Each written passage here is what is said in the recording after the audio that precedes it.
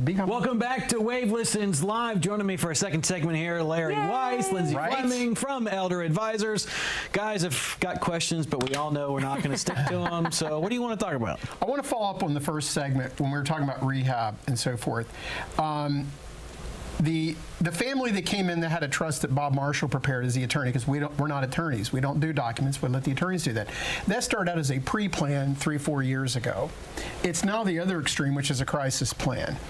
I had another family that came in, much like the family that kind of had the deer in the headlights, that did not have any documents or anything, but they were convinced that they would get some rehab. And as I start talking to them and stuff, I discovered that this person has dementia, they have concerns, and there's issues with the client. And I said, I'm not sure you'll get any days of rehab because they have to be able to respond, right, Lindsay? Yeah, they have to be able to, because it's a Medicare is your health insurance, right? And so us working folks, we all know, like, if you're not sick or if you go to somebody out of network, they're not going to pay. Medicare is your health insurance. So you have to be sick with the potential to get better for Medicare to pay for these services. That's I'm painting generally, right? But if you, let's say, somebody who's struggling with cognitive deficits, right, or dementia, something like that, they've broken a hip. Well, part of your rehab is you go and you do exercises, and the therapist is like, please practice these exercises this evening.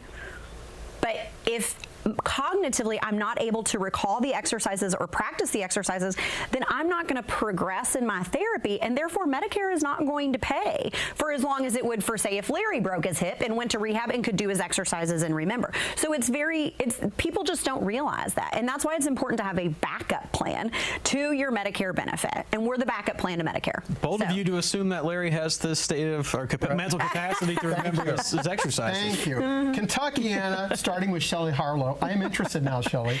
And Snissy Newland, disagree with that snarky comment. But the family that came in that had nothing, even though the client, the patient, did nothing as well, if the family trying to help, if they had come in to see us 6 months ago, the outcome could be much different. But no one wants to deal with this. It's stressful. They keep putting it off. Denial, we're not doing it. But if those families, and there's people watching today that are in this situation, instead of waiting until the shoes drop and it's really bad, like the family came in the other day, come in and see us because that's a pre-crisis plan. There's all kinds of things we can do to keep people in the home so they don't even have to go to the nursing home. But it starts with the phone call, go to the website. It's like Mr. Conrad said. If you think you need to come in, you need to come in. Yeah. If you're thinking about makes it, sense to me. Yeah, but there's people that I don't need to. I'll wait. Don't wait until your hair is on fire. Well, I view it like it's a fork in the road. You get to this point where you can either go one way where you have no map for and you're just going and you're seeing where the road takes you. You might end up in trouble. You might end up in a ditch. Or you can go the other way, which is we've got a road map. We've got it in place.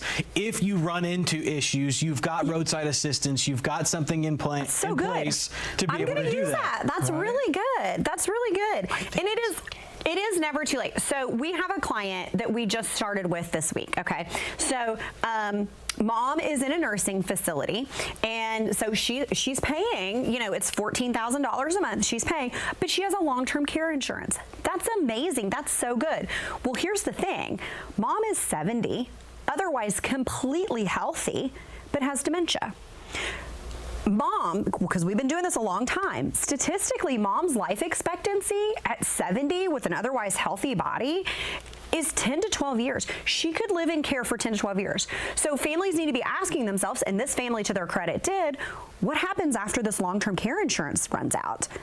Well, you've got two options. You can pay out of pocket for it, or you can qualify for benefits. So we're working with that person actively to make sure that when the long-term care insurance runs out, there's a benefit ready right after that. And families, I think, don't realize that. And so coming in now, even if you're paying with long-term care insurance and you think you're covered, it's time to come in to Elder Advisors to just make sure, because this is our 30th year, not mine. Obviously, Kentuckiana, I'm not that old, I look great. But Larry's been doing this for 30 years this month. 30 years. This is our anniversary, 30 years. To think he was just 12 years old when he started doing that. Thank you, Mr. Sean. We've been doing this a long time, so we've seen this road, and we know what's coming up up. And just because you have long-term care insurance does not necessarily mean you're covered. Another great reason to come in and sit with us for a free consultation to just make sure everything's neat and tidy. Because one of the biggest misconceptions of long-term care is I'm covered, it'll cover everything. No, it's not. No, it won't.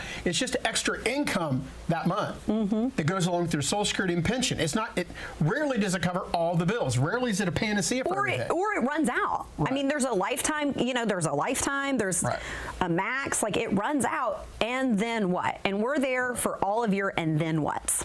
So where does that pre-planning start? With a phone call or the website, and it's never too early. It's never too. We say all the time it's never too late, but we never talk about how it's really never too early. It is never too early to come down and sit down and just say, hey, what do I need to do? So late 50s, early 60s, thinking about retirement, working for retirement, you have somebody in an assisted living with or without long-term care insurance, or a skilled nursing facility with or without long-term care insurance. These are all folks that need to come in, call today, go to the website, and make a free consultation appointment. You'll meet with Larry and I. It's a quick and easy meeting. It's less than an hour. You don't need to bring anything. You don't need to go to the safety deposit box and get a bunch of stuff. Just come in, bring yourself, and we'll do a discovery and figure out if we can help, and usually we can. We recently helped a grandson help his family navigate through a crisis plan. The dust was settled there, and he'd had an opportunity to talk to the attorney a couple times and realized that he's in his late 40s now, doesn't have a plan. Well, he does now because the attorney's teeing up a trust for him that the attorney's doing. We don't do that. The attorney does that. But kudos to that young person who was 47 and realized, I need to do something. He's got cool checks, got Star Trek Enterprise. That's pretty cool.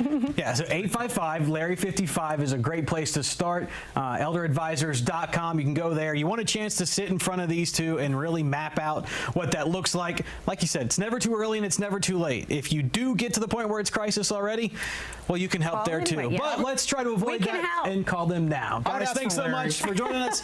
We've got more coming up here after the